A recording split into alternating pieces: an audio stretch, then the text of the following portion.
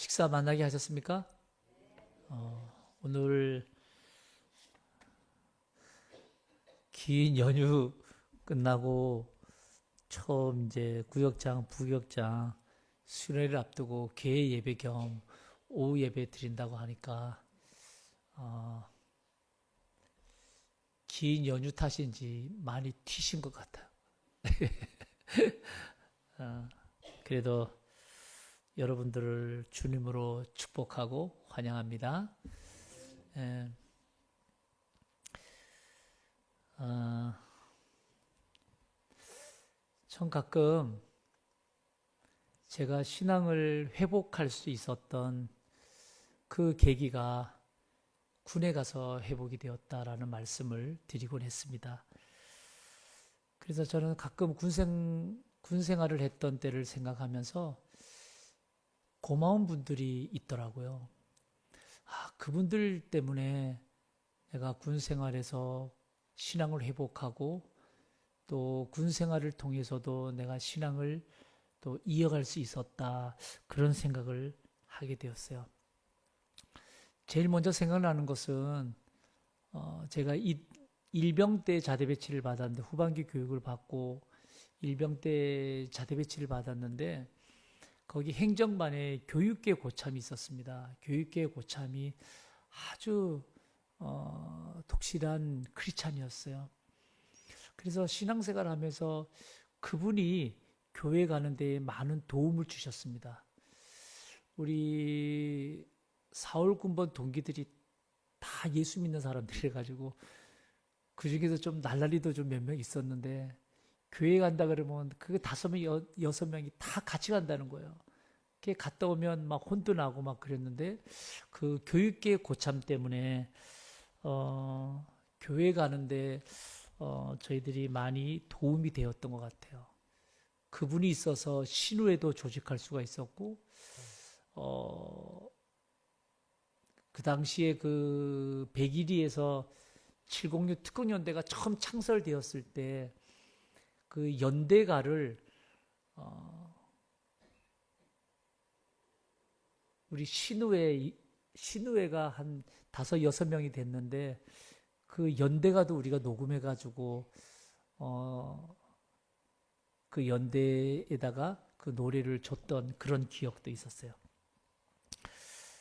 또 제 동기 중에 한 사람 지금은 이제 감리교 목사인데 감리교 목사가 되었는데 그 친구가 저는 이제 3개월 혜택을 받고 나왔기 때문에 그 친구보다는 일찍 제대를 하게 되었는데요. 제대하는 그 마지막 날 저녁에 회식 다 하고 모든 병사들이 다 잠들어 있을 때 나를 깨워서 내무반 막사 밖으로 날 나오라 하더니까 이 친구가 저를 위해서 그렇게 눈물로 기도해 주는 거예요. 제가 직장 생활을 하면서 그 친구는 감리교 목사가 되어서 한번 만났던 적이 있었는데 그렇게 목사가 된 그 친구가 부러웠었어요. 그렇게 기도해 주었던 그 친구 덕분에 제가 그 친구를 잊을 수가 없었습니다. 그래서 나중에 다시 만나고 목사가 되어서도 만나고 그랬던 친구가 있는데 이 친구도 참 신실했어요. 그렇게 바쁜 와중에도 부대 밖에 교회가 있었는데 그 부대 밖 교회 그 주일날 되면 주일학교 반사를 했어요. 그 당시에. 나중에 제대하고 나서 만났을 때는 그 친구는 이제 감리교 목사가 되었는데요. 그 친구의 기도가 몇 년 동안 저를 기억나게 만들었습니다. 지금 돌이켜보면 이런 분들이 있어서 제가 군 생활을 통해서도 신앙을 잃어버리지 않고 잘 할 수 있지 않았을까 고마움으로 이 친구들을 기억할 수 있었습니다. 아마도 이 자리에 계신 우리 성도님들도 아마 오늘 이 자리에 있기까지 내가 어떻게 처음 교회에 발을 들여놓았을까? 내가 어떻게 예수를 믿게 되었을까? 그렇게 해서 내 평생 교회 생활하고 예수 믿으면서 어느새 장로가 되고 권사가 되고 집사가 되고 내가 오늘 여기까지 있기까지 결정적으로 나를 인도한 사람들 한두 명씩은 다 있을 거예요. 그분들이 날 인도해서 그분들이 나를 붙잡아서 내가 오늘 여기 있을 수 있다. 그분들 생각하면 아마 고마움으로 기억하는 분들 한두 분들은 다 있을 겁니다. 오늘 우리가 읽었던 성경 본문을 보면 사도 바울 역시 복음을 전도하기 위해서 다니면서 고마운 분들이 있었습니다. 그분들이 특별히 누구를 소개하고 있는가 하면 오늘 브리스가와 아굴라 부부예요. 이 부부는 정말 복음을 전하는 바울을 위해서 자신들의 목까지도 내놓았노라고 바울 사도가 증언하고 있습니다. 16절 4절에 보세요. 4절에 보면 이런 말씀이 있어요. 그들은 브리스가와 아굴라 부부를 말하는 거예요. 그들은 내 목숨을 위하여 자기들의 목까지도 내놓았나니 나뿐 아니라 바울 자신뿐만 아니라 이방인의 모든 교회도 그들에게 감사하고 있다는 거예요. 여러분 이 4절 말을 보면 이 브리스가와 아굴라 이 부부가 주의 복음을 위해서 영원 구원을 위해서 내 모든 것들을 다 쏟아부었다는 것을 의미하고 있습니다. 나뿐만 아니라 이방인의 모든 교회도 그들에게 감사한다는 거예요. 그러니까 브리스가와 아굴라가 얼마나 헌신적으로 섬겼겠느냐 이 말이에요. 그만큼 바울을 통해서 복음이 선포되고 하나님 나라가 확장될수록 이 브리스가와 아굴라 이 부부들이 자신들이 할 수 있는 모든 일들을 다하여서 헌신하고 섬기고 그렇게 한 거예요.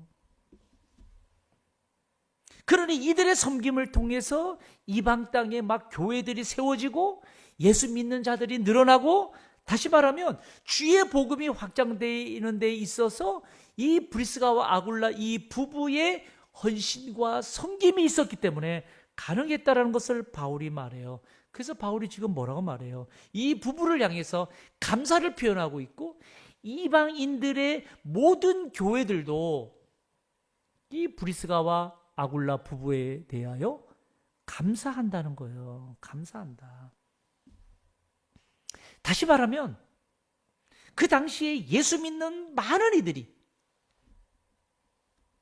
정작 브리스가와 아굴라 이 부부로부터 이들이 헌신한, 이들이 섬긴 이 사랑의 빚을 다 진 자들이죠. 그렇게 세워진 교회들을 그들 성도들은 다 브리스가와 아굴라 같은 이들의 헌신과 섬김에 다 빚진 자들이에요. 여러분 우리나라도 보면 우리나라 역사도 역사적으로 복음이 전해지고 이 예수 믿는 구원받은 백성들이 늘어간 데에는 사실은 바울 사도 같은 이런 주의 종들만 있었던 것이 아니고 브리스가와 아굴라 부부 같은 정말 온 마음을 다해서 주의 복음을 위해서 섬기고 헌신했던 이들을 통해서 오늘의 교회들이 세워진 것 아닌가요? 우리나라는 미신과 우상의 나라, 토속신앙이 판치는 나라, 술과 노름으로 찌든 나라, 가난한 나라, 이 나라가 오늘날 여러분 방방곡곡에 교회가 세워지고 전 국민의 20%가 기독교인이라고 말하죠. 물론 코로나 이후에는 17%로 떨어졌다고 합니다만은 그래도 많은 사람들이 복음을 받아들이고 예수를 믿는 그리스도인들, 제자가 된 것은 여러분 복음의 열정을 가지고 주님의 교회를 위해서 생명까지 내놓은 순교자들만 있는 것이 아니라 정말 주님을 위해서 온 몸과 마음을 다해서 헌신했던 이 헌신했던 자들이 있었기 때문이다 이 말이에요. 우리 어렸을 때만 기억을 해도요. 우리 할머니, 할아버지 우리 아버지, 어머니, 여러분 새벽마다 예배 때마다 눈물 흘리면서 기도하며 저 지금도 생생해요. 교회마다 방석 있을 때 그 방석이 다 얼룩이 졌어요. 왜 얼룩 졌어요? 다 울다가 울면서 콧물 흘리면 쓱 닦아서 방석에 닦고 양발에 닦고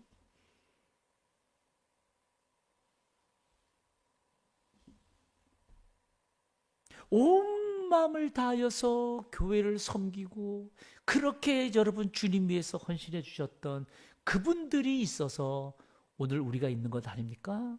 그러면 오늘 이 자리에 있는 우리들은 어떻게 보면 우리의 선대들, 우리의 할머니, 우리의 할아버지, 우리 어머니, 아버지의 그 헌신과 기도와 눈물에 빚진 자들 아니에요? 어떻게 보면 우리는 다 그 사랑에 빚진 자들입니다. 오늘은 이제 구역장, 부격장, 이제 저녁부터 이제 1일 수련회를 앞두고 있는데요. 그 수련회 앞두고 개회 예배를 겸하여 드리고 있습니다. 왜 이런 말씀을 드리는가 하면 교회의 리더인 우리 구역장, 부구역장들은 브리스가와 아굴라 그들 이 말씀의 연장선상에서 보면 여러분들의 수고와 여러분들의 섬김과 여러분들의 헌신으로 여러분들이 속한 구역의 구역원들이 하나하나 세움받게 될 것입니다. 그래서 리더들 역시 오늘 이 자리에 있기까지 누군가 나를 위해서 기도해 주었고요. 누군가 내가 올바로 서게 하기 위해서 수고하고 애쓰면서 나를 섬겨 주었고요. 누군가 내가 말씀 속에 방황할 때 내 말씀에 굳건히 설 수 있도록 권면해주고 함께 울어줬던 이들이 수많은 이들이 있었을 거예요. 어떻게 보면 리더들 역시 그들로부터 받은 사랑에 빚진 자들이다.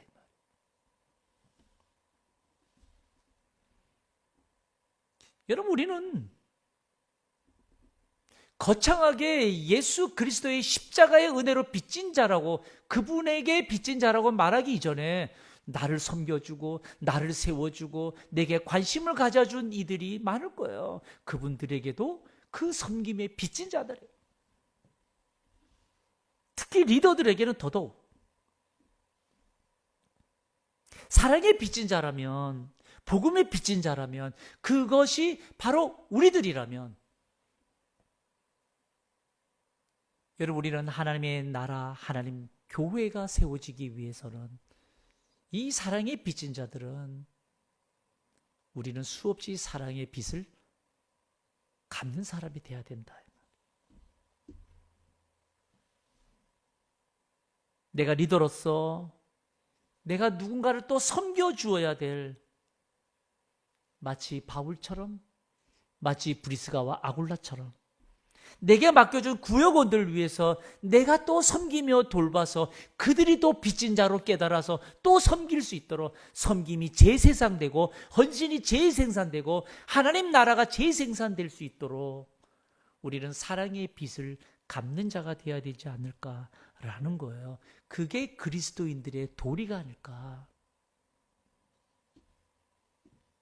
그래서 저는 오늘 구역장들과 부구역장들이 여기 많이 계시고 또 우리 교회에도 많은 리더분들이 있었고 리더분들이 이 자리에 계시기 때문에 저는 오늘 이 두 가지를 말씀드리고 싶어요. 리더들이 꼭 기억해야 될 것, 교회 공동체 안에서 리더들이 꼭 기억해야 될 것은 첫째가 뭔가 하면 구역 식구들의 영적 건강도를 점검해야 된다 이 말이에요. 구역장은 여러분 구역원들의 영적 건강도 점검해야 됩니다. 부모는 자녀들이 신체적으로, 정신적으로, 영적으로 균형 잡힌 아이로 자라도록 도와줄 의무와 책임이 있죠. 마찬가지로 신앙 공동체 안에서도 담임 목사도 마찬가지고 우리 장로님들도 마찬가지고 우리 리더들도 내게 속한 구역이나 공동체 안에서 영적인 부모의 역할 감당해야 된다 이 말이죠. 특히 부모는 여러분 자녀가 태어난 이후에 나이가 들어가면서 그것에 걸맞은 발육이나 성장 상태를 보이지 못한다면 그냥 있지 않을 거예요. 그 문제를 해결하기 위해서 사방팔방 그렇게 뛰어다닐 겁니다.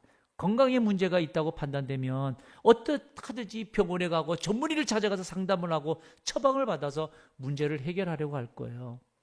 마찬가지로 영적인 공동체인 이 구역에서도 교회 공동체 안에서도 리더라면 구역장, 부구역장이라면 영적 부모로서 영적 자녀인 구역원들의 영적 건강 상태 정기적으로 점검해 볼 필요가 있다 이 말이에요. 육체적인 건강들은 만나면 알 수 있잖아요. 표정을 보면 알 수 있고 어디 아픈지 어디가 불편한지 금방 알 수 있어요. 그러나 영적인 건강도는 일주일에 한 번 만나는 그런 관계이기 때문에 여러분 모릅니다. 전혀 눈치채지 못하고 지나칠 가능성이 많아요. 그래서 이걸 알기 위해서 필요한 것이 뭔가 하면 영적 건강도 진단서가 있다는 거예요.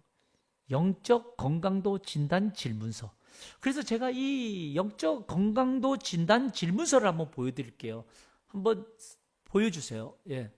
여러분 이게 잘 안 보일 수도 있어요. 제가 이거는 우리 수련회 가서 제가 나눠드릴 텐데 여기 보면 어떤 질문지가 있는가 하면 예배 같은 경우에 평가 예배에 오케이. 예배에 보면 주일 오전 예배에 정기적으로 참여하고 있는가? 주일 오후 예배에 정기적으로 참여 이렇게 쭉 목록이 있어요. 예배 부분에 대해서. 그러면 그 우측편에 뭐가 있는가 하면 멤버들의 이름을 기록하는欄이 있습니다. 멤버 A, 멤버 B, 멤버 C, 멤버 D, 멤버 D. 이름을 적어보고 그분이 오전 예배에 정기적으로 주일 오전 예배에 정기적으로 참여하고 있는지 오후 예배에는 정기적으로 참여하고 있는지 체크해 보는 거예요. 체크해 보면 이 예배 부분에 있어서 몇 개나 체크되는지 그거 보는 거예요. 그거 한번 해보는 거예요. 내가 구역장이면 내 스스로도 해보는 거예요. 내가 나의 영적 지금 건강도는 지금 어느 정도 되는가 체크해 보는 거예요. 전도와 선교라는 부분에 있어서도 정말 내가 매년 3명 이상 대신자를 작정하고 전도하고 있는가? 직장 사회에서 빛과 소금의 역할을 내가 감당하고 있는가? 세계 선교의 물질과 시간을 헌신하고 있는가? 이런 등등을 체크해 보는 거예요. 성도의 교제 부분에서도 마찬가지예요. 소그룹 모임을 통해서 성도의 교제를 내가 지금 나누고 있는가? 교회 내 어려운 성도를 물씬하며 돕고 있는가? 성도의 교제를 통해서 내가 영적 유익을 누리고 있는가? 아니면 성도의 교제를 전혀 하고 있지 않는가? 등등을 체크해 보는 거예요. 교육과 훈련이라는 부분도 있대요. 교육과 훈련이라는 부분. 성gin과 봉사. 교육과 훈련 부분. 체크해 보는 거예요. 우리 스스로도 한번 해보는 거예요. 그렇게 했을 때 체크해 나가다 보면 내 어떤 부분이 부족한지 나오게 되죠. 이런 체크리스트가 없었다면 그냥 잘하는가 보다라고 할지 몰라도 내 자신도 내가 구역장으로서 그냥 나는 잘하는 줄 알았는데 체크리스트를 적다 보면 몇 개 안 된다 이 말이에요. 그러면 어느 부분이 부족하구나 이거 점검해야 돼야 된다. 특히 리더라면 이런 부족한 부분을 채워줄 수 있는 방안이 무엇일까? 그러면 만일에 예배에 대해서 등한시한다 그러면 어떻게 하면 이분이 예배에 잘 참여할 수 있을까 고민하게 되고 기도하게 되고 그래서 뭔가 접근할 수가 있게 되겠죠. 내가 이거 체크리스트를 하면서도 내가 어떻게 해야 될지 모르겠다 그러면 어떻게 돼요? 우리 장로님들이 계시잖아요. 우리 장로님들이 계시고 이제 우리 장로님들한테도 제가 그렇게 말했어요. 구역 식구들한테 안부 전화 좀 해주세요. 이제 우리 장로님들이 전화할 거예요. 안부 전화. 우리 장로님들도 또 전화하고 담당 교육자들이 있고 또 담임 목사도 있고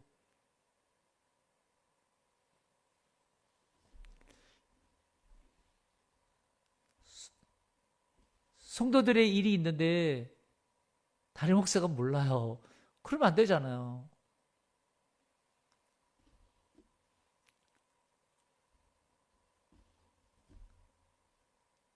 지역 목사한테는 이거 다시는 말하지 마세요. 이거 담임 목사님한테 말하지 마세요. 그러나 봐요. 근데 나중에 보면 부목사한테 말하면 당연히 담임 목사 보고 될 거 아닙니까? 이러니까 부목사만 혼나요. 담임 목사한테도 다 이야기하고 그래서 같이 기도하고 같이 고민하고 그래야 되는데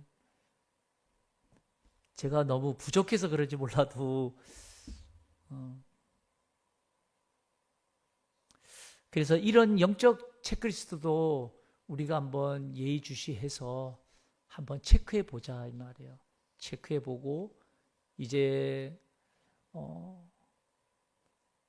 그냥 막연하게 우리 믿음 생활하는 것이 아니라 나도 사랑에 빚진 자니까 내가 돌볼 사람들 우리가 좀 이런 돌봄을 우리도 해서 그들도 사랑에 빚진 자로 살고 또 누군가를 또 도와주는 그런 사람이 돼야 우리 신앙 공동체가 아름답게 되지 않을까 그런 생각을 하게 됩니다.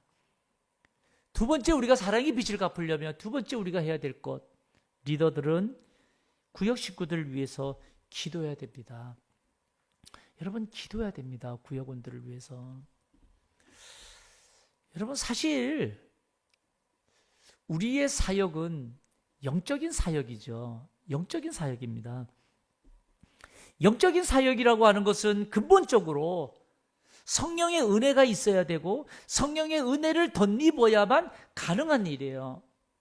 만약에 우리가 하는 이 주님의 일들이 사람의 힘이나 사람의 능력으로 하려고 한다면 이미 그 일은 영적인 일이 아닐 거예요. 그건 사람의 일이 되겠죠. 영적인 사역이라고 하는 것은 하나님께서 도와주셔야만 하고 하나님께서 은혜 주셔야만 이게 가능한 일이 영적인 사역이에요. 그래서 영적인 사역은 하나님께 은혜를 구해야 되고 하나님을 의지해야만 가능한 일이다라는 겁니다. 그러기 위해선 우리 리더들은 내가 돌봐야 될 구역원들을 위해서 기도해 주셔야 된다. 구역원들을 위해서 기도해야 구역원들을 돌보는 일에 있어서 주님의 마음으로 돌볼 수가 있게 된다 이 말이죠. 우리가 구역원들을 위해서 기도하지 않으면 리더로 세움을 받아도 왜 나만 이렇게 희생해야 돼? 왜 나만 이런 부담스러운 일을 해야 돼? 라는 마음을 갖게 돼서 자칫 잘못하면 리더들도 힘든 마음을 갖게 돼요. 그래서 우리가 구역원들에서 기도할 때 그 구역원들의 상황도 알게 되고 어려운 형편도 알게 되고 그렇게 되는 것 같아요. 그래서 이 일도 이번 수련회를 통해서 한번 해보자는 거예요. 한번 해보자. 영적인 일이기 때문에 우리가 영적인 기도와 또 은혜를 덧입고 그렇게 기도하는 시간들을 한번 이 수련회를 통해서 한번 경험해 보자라는 거예요. 성도 여러분, 우리 구역장, 부구역장 여러분, 우리 코로나 이후로 사실은 많이 부담되고 있고요. 또 여러 가지로 고민이 많아지지 않습니까? 제가 오늘 우리 교육자 경건의 시간 때도 그렇게 말했어요.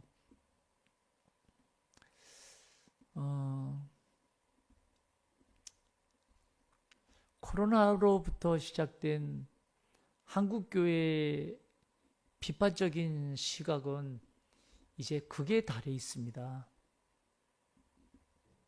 그런데 더 심각한 것은 그 교회에 있는 성도들도 세상의 시각으로 그 교회에 똑같이 교회에 대한 부정적인 마음을 갖고 있다는 것이 문제예요. 교회는 예수를 고백하는 그리스도인들의 모임 공동체입니다.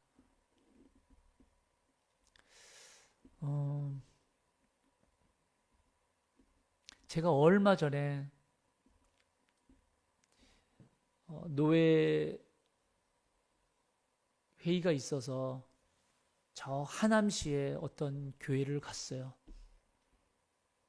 그 교회는 교회를 새로 건축한 지 내가 볼 때는 한 5, 6년밖에 안 됐던 것 같아요. 한 5, 6년 됐나요? 6년?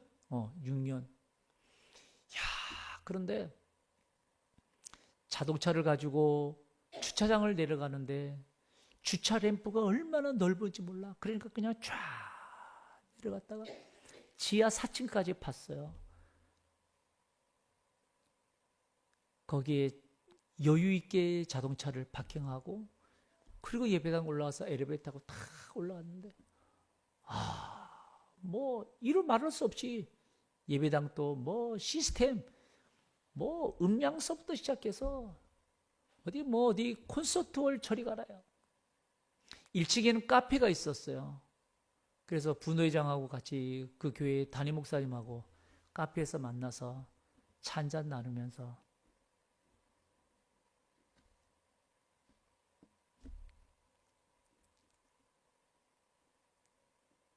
그런 교회를 우리는 정말 좋은 교회다. 그 교회 담임 목사는 정말 신령한 뭔가가 있나 보다. 그런데 사실 코로나를 시작으로 우리 기독교에 대한 시선이 따갑게 부정적으로 변하면서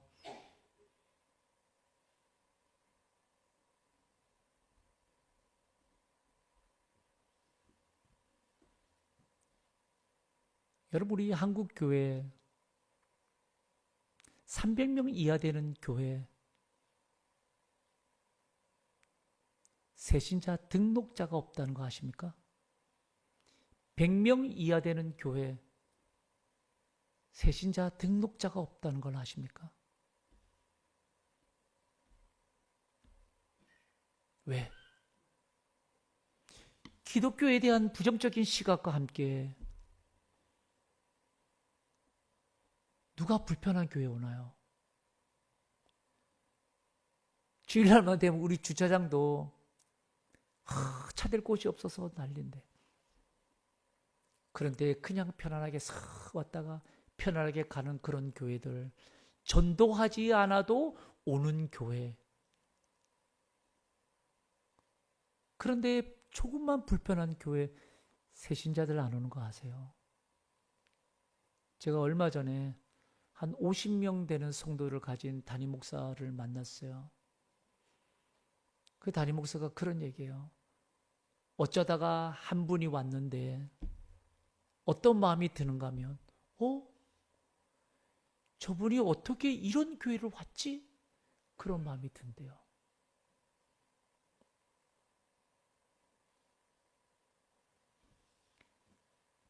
이곳에는 빚진 자들이야.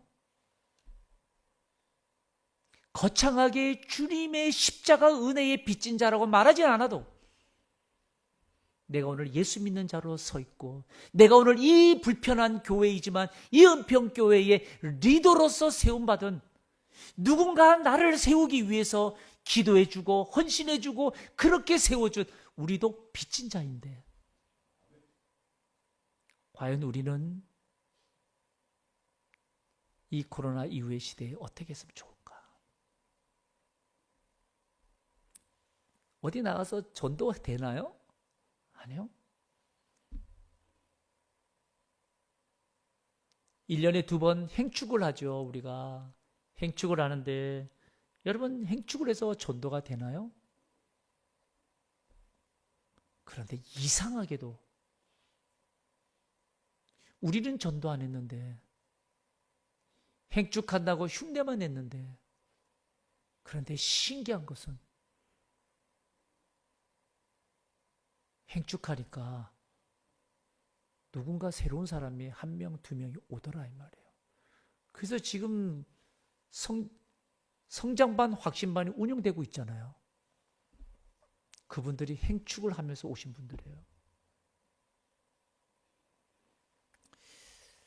제가 무엇을 말씀드리고 싶은가 하면 우리는 전부 다 영적인 일을 하고 있다 이 말이에요. 영적인 일을 하는데 여러분 기도하지 아니하고 영적인 일이 가능할까요? 그렇지 않은 것 같아요.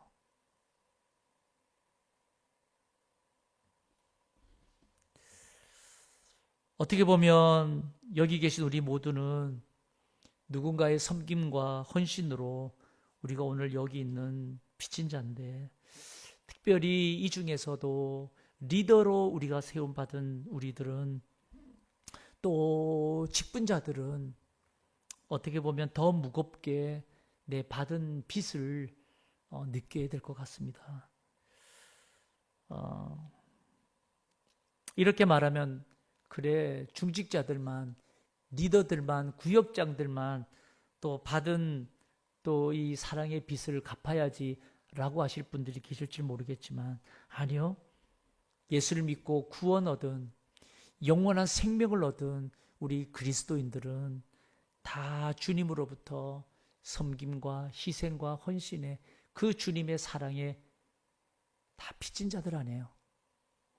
그렇다면 이제 우리는 누군가를 또다시 세워야 되는 이 일에 우리가 또 행해야 되지 않을까라는 생각을 해봅니다. 우리 모두가 주님 안에서 서로를 섬기고 또 교회를 세워가는데 헌신하고 또 주의 일에 충성할 때 그래서 내가 주님으로부터 받은 이 사랑의 빛을 갚으려고 할 때 하나님께서 내가 이 빚진 자로 살아가는 이 마음을 어여삐 보시고 우리 삶에 놀라운 하나님의 은혜를 베풀어 주실 줄로 믿는 여러분 되시길 축복합니다. 우리 서로 교회를 사랑하고 우리가 함께 섬김으로 우리